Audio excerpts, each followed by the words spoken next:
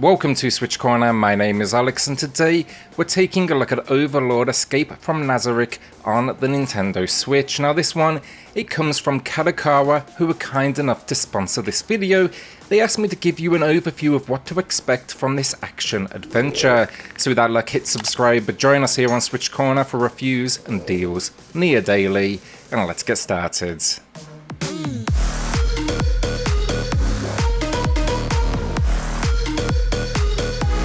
Find the link to the eShop then in the pinned comment down below, show the team some love and check it out. It helps the channel too, and maybe it's one you'll want to add to the library.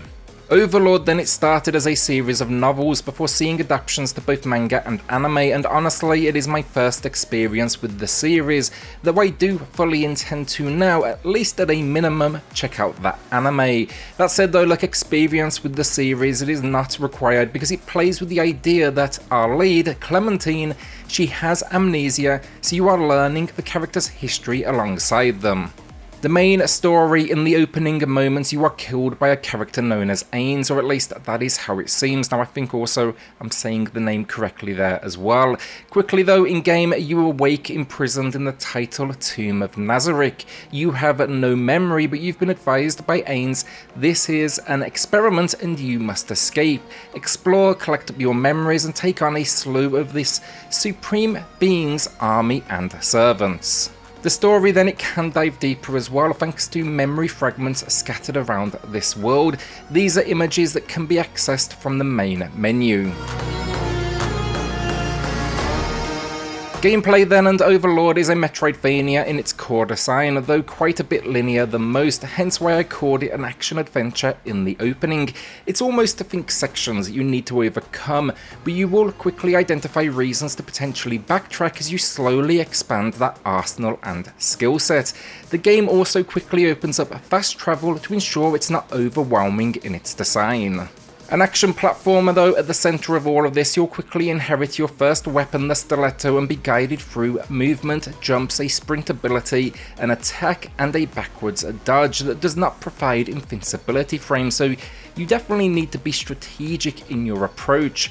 This is though just your starting setup, and quickly you'll start to develop and round out that weaponry.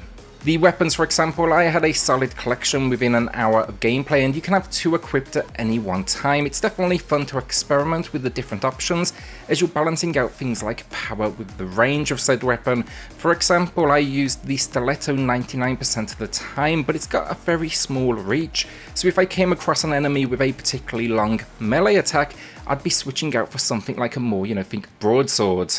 Along the way then, you'll also be collecting up mana blue orbs. These are often hidden away in the environment, or even in the opening moments behind candles that light this world. They're just waiting for you to slice them down. This will be essential, and not only for magic directly, but because you can level up all your weapons using this. These are going to be at specific forging stations that are scattered around each location, and that's going to be impacting the weapon's strength. I really enjoyed this system though, because it means no matter your weapon of choice, you could always take advantage of it on the battlefield. The game's not going to force you to use one particularly OP option. It's not the only upgrade either. You'll find springs. These are also unlocked with mana, and they're basically character specific upgrades, so think ability or size of health bar. Finally, for the unlocks using mana, you'll also be opening up portals as well. These will be your access points for quick travel, and they basically act as singular checkpoints in, each of the separate, let's say, biomes. It is not a save point though, that is worth knowing. That's actually a bug, and here you will auto heal at the same time. This is not a game with regenerative health, nor does it pack in autosaves. Thankfully though, these bugs, they appear frequently, and they often preface, let's say, tougher challenges, so think like boss encounters. The real joy for me in Overlord though, it's been the traversal of the platforming. It feels fast, and as they described it on the eShop, parkour-esque, and I can see that running at low ledges sees Clementine automatically jump into action, while our jump functionality helps us overcome larger obstacles and also uncover secrets. There's also a range of motion, think climbing up from ledges, climbing rope and chains, swinging, leveraging the environment to establish new platforms, or simply, let's say, crush foes, even a morning star, and this is by far my favourite thing in the game. It's a medieval weapon. It's basically a club with a big old chain and a ball with spikes on the end. Not only is this a powerful weapon, and understandably so, I definitely wouldn't want to be on the receiving end of it, but it also doubles as a mode of traversal. There's basically specific points where you hook this in and swing across, let's say, rooftops or climb up vertical walls. The game has a good balance of introducing a mechanic, giving you some practice opportunities to master it, and then it will actually challenge you like boss moments that incorporate this very weapon.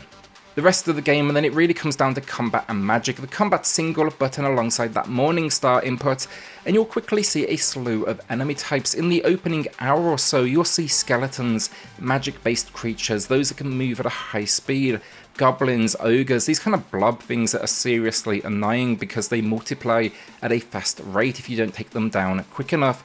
Yeah, the list goes on. This often leads into boss encounters. A couple of examples. The first has you tackling a character that is small but incredibly fast with a sizable health bar.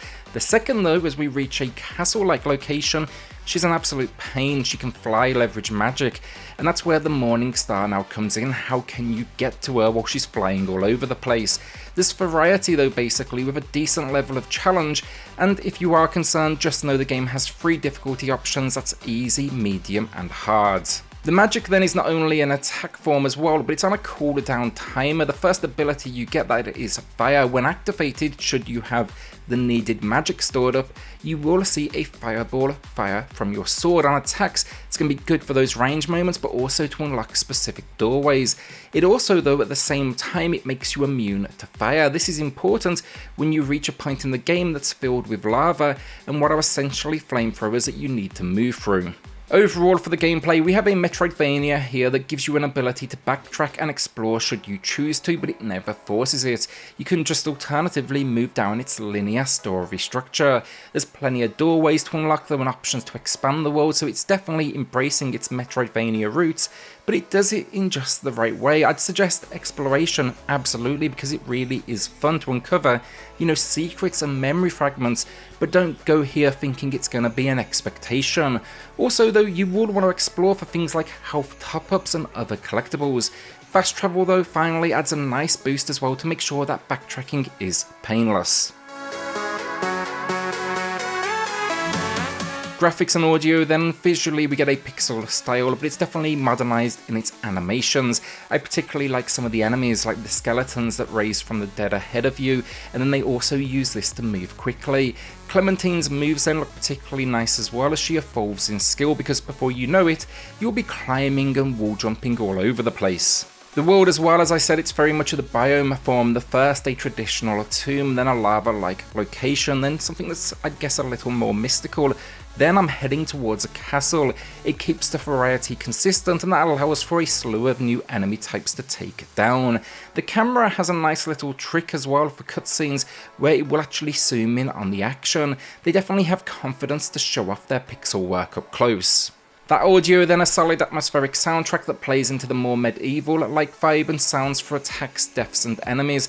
I wish it had voice acting as well to really bring these conversations to life, but it still pays a big focus to its narrative consistently throughout.